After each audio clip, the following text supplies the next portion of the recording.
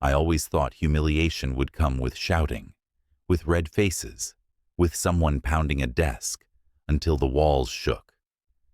But when it finally came for me, it arrived with a smirk from someone barely old enough to rent a car, and a single sentence that cut 30 years of work into ribbons. Your relationships are impressive. For the 90s. That was it. No preamble, no gratitude. Just a knife wrapped in casual sarcasm, slipped under my ribs before I even sat down. My name is Daniel Mercer. I'm 52 years old, and until that morning, I was Senior Vice President of Client Development at Archway Consulting. For nearly 2 decades, I had carried that firm on my back, cultivating and protecting the accounts that kept the lights on. 80% of our revenue, let me repeat that, 80%, was tied directly to relationships I'd built. I'd flown across oceans for them, sat in windowless boardrooms until dawn, closed deals on golf courses and in hospitals, and sometimes at funerals. I wasn't just selling contracts. I was keeping the machine alive.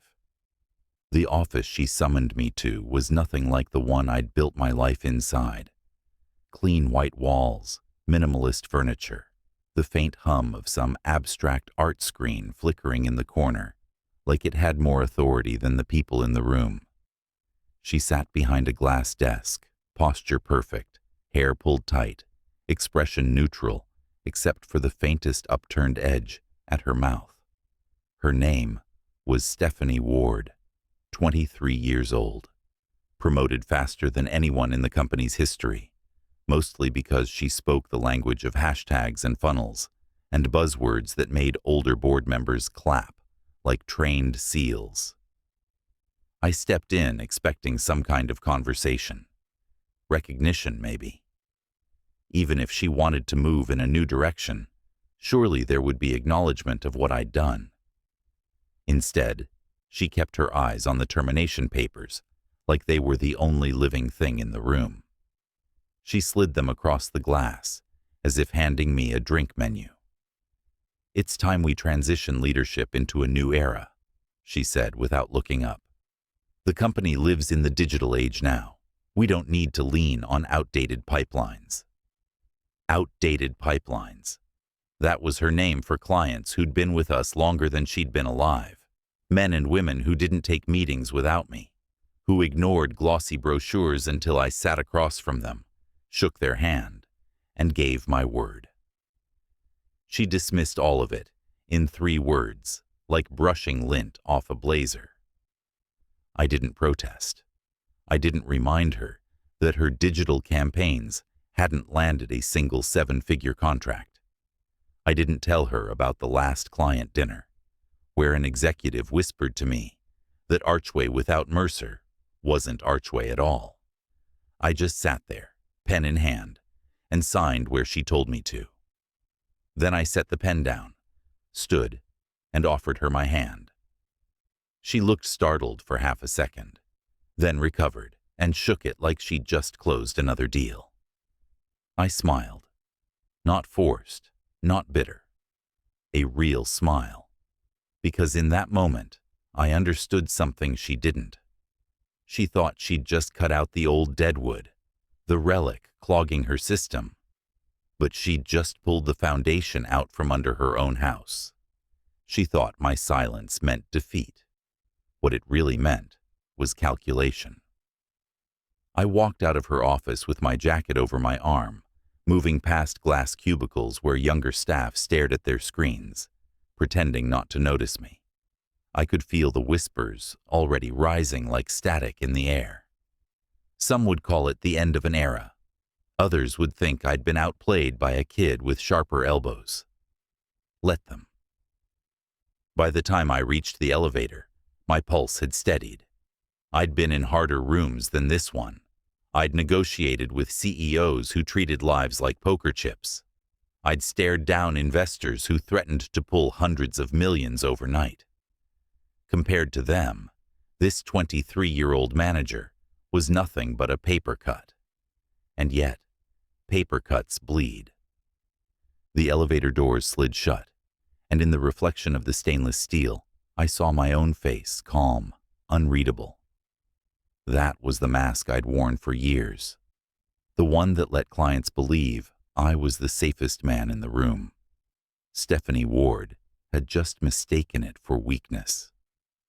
I stepped onto the ground floor, nodded at the receptionist who avoided my eyes, and pushed out into the sunlight.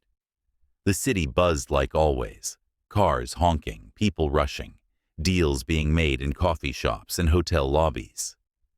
The world hadn't ended, but hers had already begun to crack, even if she didn't know it yet. I didn't need to shout. I didn't need to plead my case. The truth was simpler. Archway's lifeline still ran through me, and when the clients realized I was gone, the panic wouldn't start in my chest. It would start in theirs. I lit a cigarette I hadn't touched in 5 years, inhaled slow, and let the smoke curl into the sky. My hand didn't shake. My mind didn't wander. I knew exactly what came next. You see, betrayal doesn't always come with rage. Sometimes it comes with silence, and silence is the sharpest blade of all. I left that glass office without a word, but silence never meant surrender. Silence was where I lived, where the calculations sharpened and the angles revealed themselves. Stephanie Ward thought she'd clipped my wings. She didn't realize she'd cut into the only engine keeping her little rocket airborne. She could decorate her office with glass and neon and digital dashboards, but you can't download 30 years of blood-worn loyalty.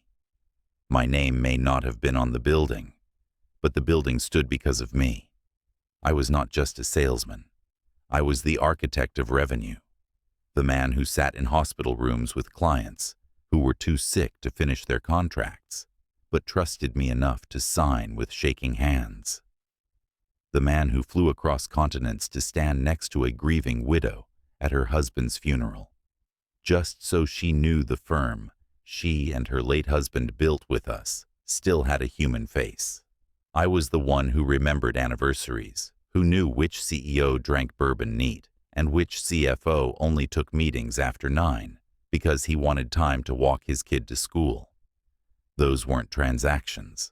Those were stitches, decades of them, woven tight. And the fabric wasn't Archway's. It was mine.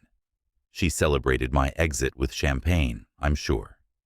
I'd seen that kind of smug smile before, new blood mistaking momentum for muscle. She thought digital metrics were enough to prove her reign had arrived.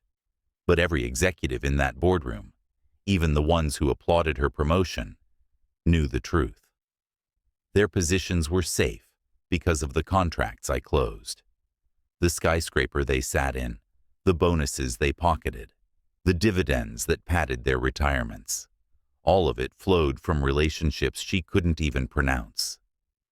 The first tremors started before my chair cooled. A client from Chicago called in, looking for me, not the firm. He didn't leave a message. He just said, "Tell Daniel to call me," and hung up. Another from Denver ignored 2 of her emails, then reached out through my personal number, the one I kept separate, tucked away like an insurance policy. He didn't even want to discuss renewals. He just asked, "You okay? Where are you headed next?" That's when I knew the blood was still moving through me, not through Archway. In the boardroom, they started whispering. I know because whispers travel. The old guard, the ones with gray in their hair and a hand on the company's pulse, began asking each other the question they didn't dare put on record. What happens if the accounts follow Mercer? They tried to dress it as strategy talk, but I'd been around long enough to know fear when I smelled it. They weren't strategizing. They were panicking. But I didn't move. Not yet. I let the silence stretch. Let them imagine what calls I was making, what contracts I was pulling. In truth, I did nothing more than answer the phone and keep my tone steady, reassuring. The restraint was more dangerous than an attack, because inaction left them guessing, and guessing kept them sweating. I pictured that boardroom as I'd seen it so many times before. Polished mahogany table, water bottles lined up like chess pawns, faces pretending composure, while their eyes betrayed the weight of numbers they couldn't spin.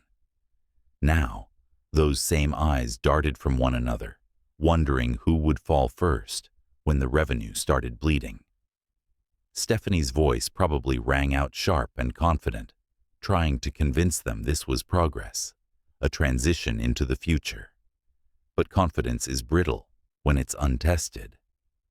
And the more she insisted, the louder the ghosts of my work rattled the walls. Clients didn't pick up her calls. Executives avoided her eye. The metrics she flaunted in colorful decks couldn't hide the absence of signed contracts. She had data. I had history. She had buzzwords. I had loyalty carved from years of showing up when no one else did. They used to say, Archway Consulting was a fortress. That fortress was never built from glass offices or flashy campaigns. It was built from my Rolodex, from the trust of people who didn't just buy services. They bought me. And no matter how many times she refreshed her dashboards, she couldn't hack that. She could copy my title, erase my name from email signatures, but she couldn't fabricate a lifetime. So I waited, not with bitterness, not with anger, with precision. The way a man waits outside a locked door knowing he already has the key in his pocket. They thought firing me would end a chapter. What they didn't understand was that the book itself was still mine to write. The board was nervous, very nervous, and they should have been. Because every whisper in those closed rooms carried my name, not hers. Every doubt pointed to the same question.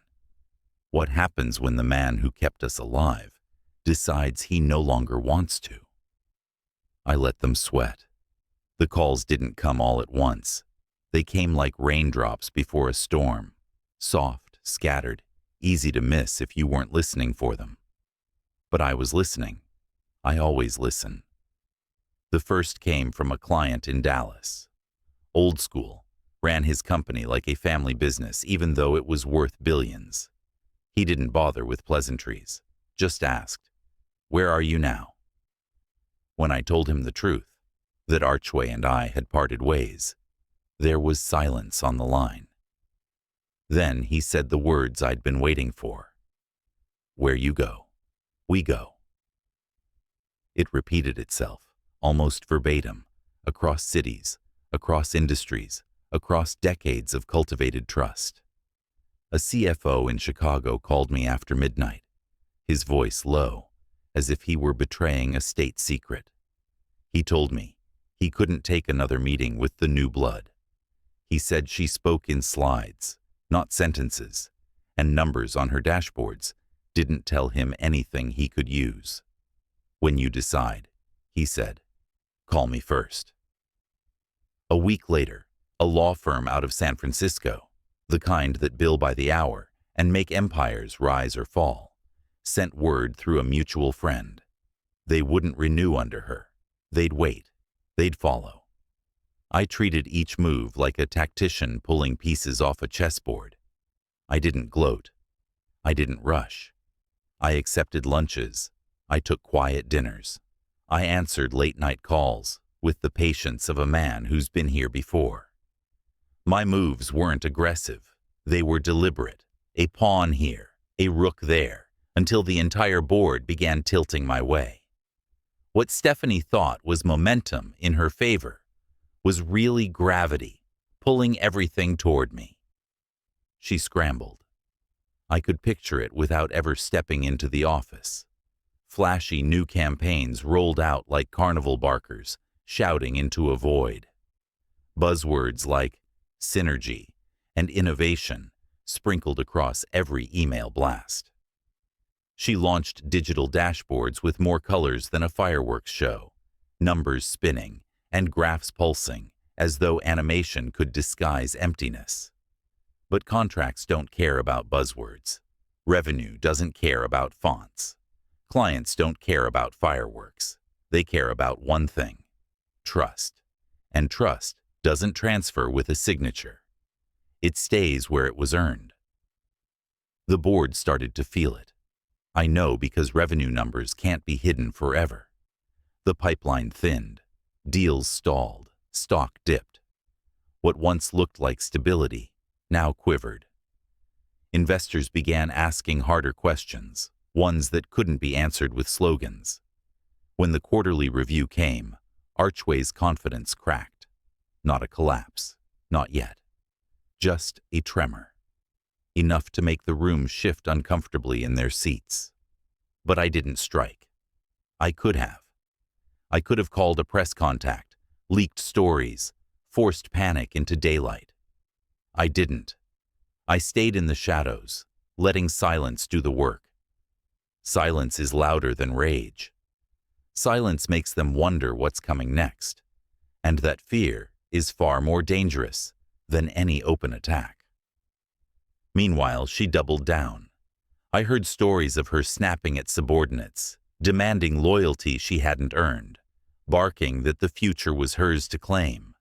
But arrogance doesn't win contracts. Arrogance doesn't hold hands with a CEO's wife at her husband's funeral. Arrogance doesn't know which executive's son just got into college or which daughter just went into rehab. I did. That was my currency. And no matter how many dashboards she launched, she couldn't counterfeit it. The beauty of a silent exodus is that it doesn't draw headlines. It doesn't erupt in scandal or spectacle. It happens in the quiet, in small shifts, until one day the building realizes its walls are hollow. That's what I was orchestrating. One phone call at a time, one handshake at a time. By the time she saw it, it would already be too late. I kept my pace steady. I didn't push. I didn't beg.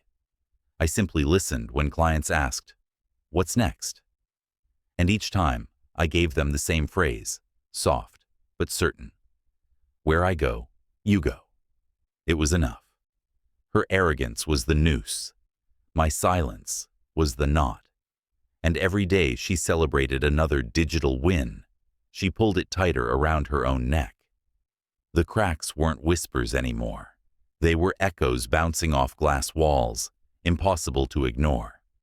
I watched from a distance as clients I'd known for decades slipped out of Archway's grip one by one.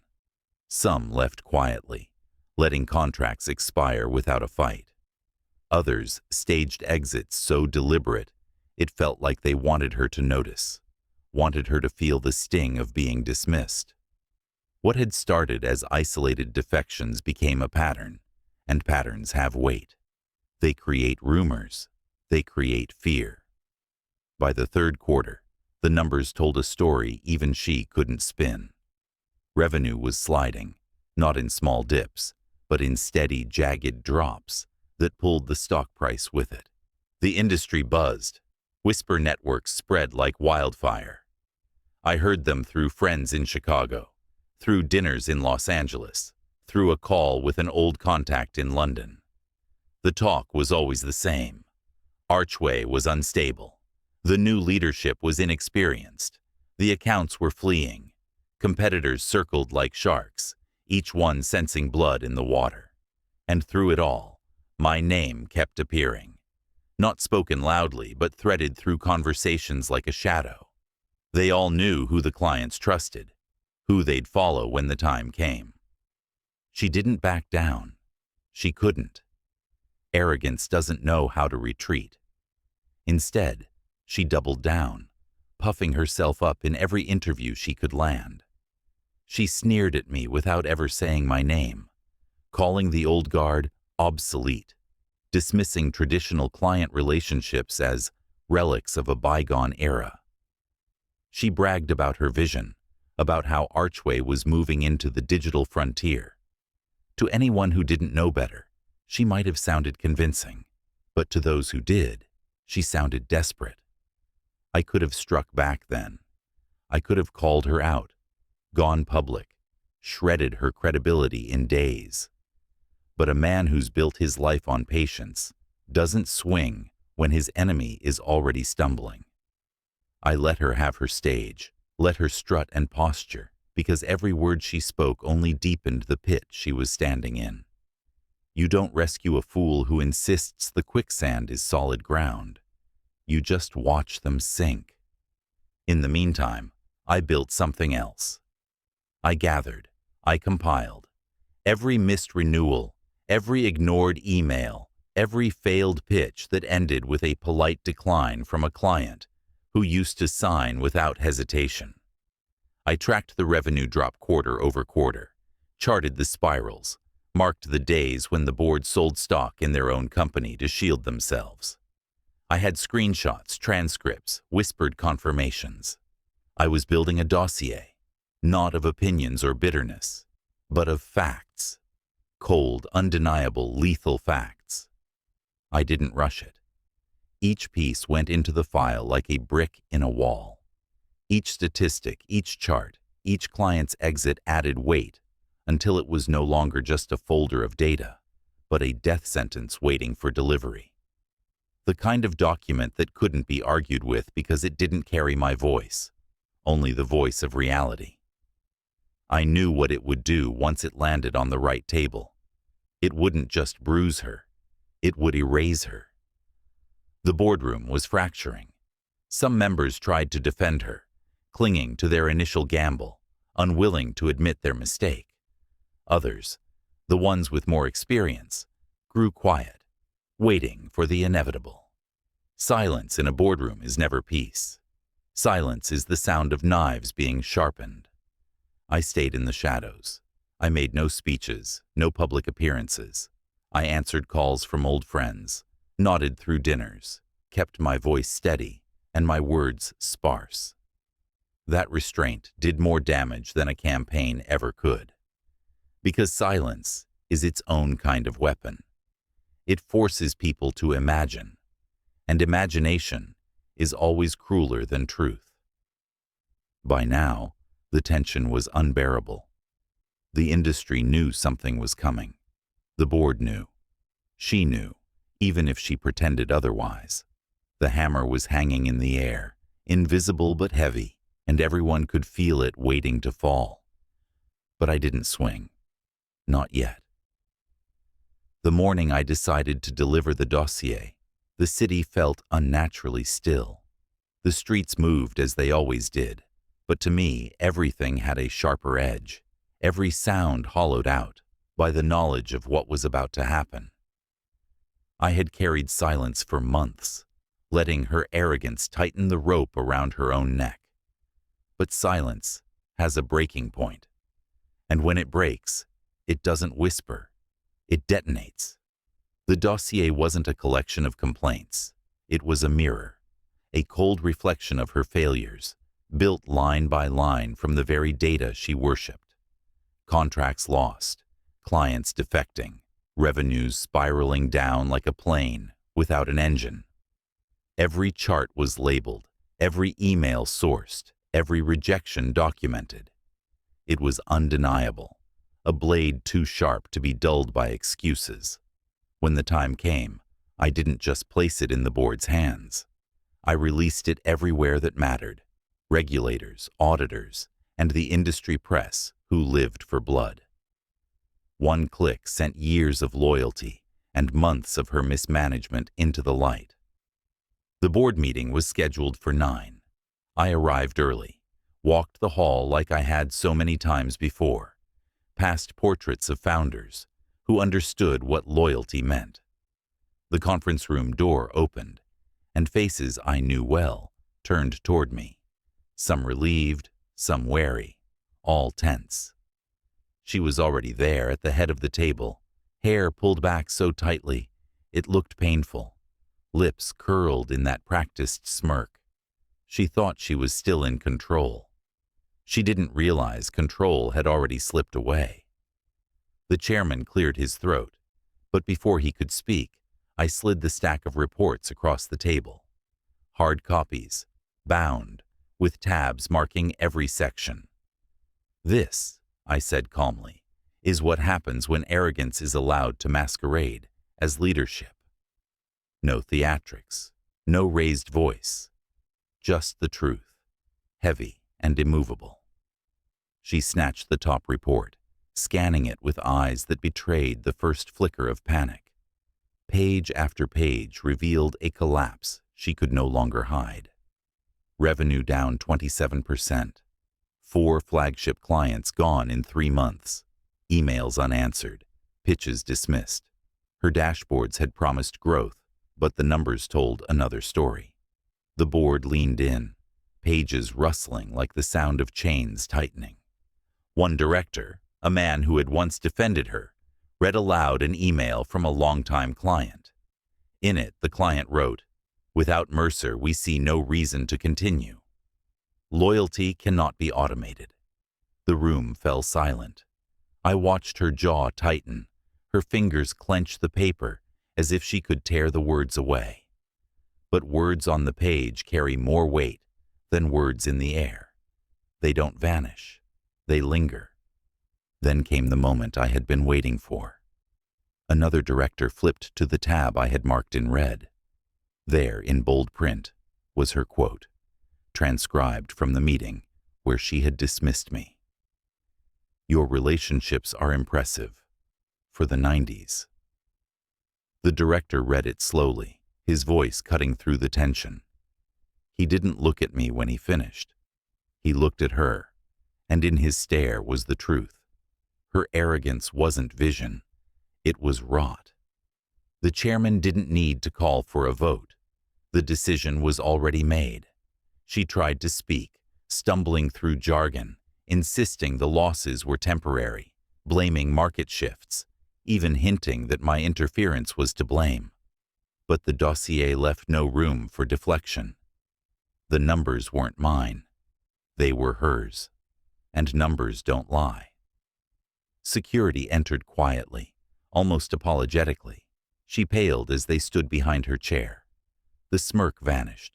She gathered her papers, but no one offered help. No one reached out. She was escorted out in silence, a leader stripped of her crown, before she ever wore it properly. No applause, no sympathy. Just the dull echo of her footsteps fading down the hall. When the door closed, the board turned to me. Some looked grateful, others looked guilty. I didn't give them either absolution or comfort. I simply said, "You gambled with the company's soul. Don't make the same mistake twice." Then I pushed my chair back, stood, and walked out. The city was alive again when I stepped onto the street, traffic humming, people rushing to places that mattered only to them. I walked slowly, breathing in the air that felt cleaner somehow, as if purging her arrogance had lifted a weight from more than just me. Betrayal is never new. It is as old as kingdoms. Empires fall not because of enemies at the gates, but because arrogance blinds the ones inside the walls. She thought progress meant erasing loyalty. She thought digital bravado could replace decades of trust. She was wrong. Revenge was never about rage. It was about silence, patience, inevitability. I stopped at the corner, watching strangers move past, each carrying their own hidden stories of betrayal and survival. And I realized this wasn't just mine. Everyone knows what it feels like to be cast aside, underestimated, dismissed. Everyone knows the weight of silence before it breaks. My story ended with her gone, her shadow erased. But the pattern doesn't end here. It repeats in different rooms, with different faces, over and over again. Because betrayal is constant, and so is the reckoning that follows. When the light changed, I stepped off the curb and into the crowd, leaving behind the ashes and carrying with me only the silence.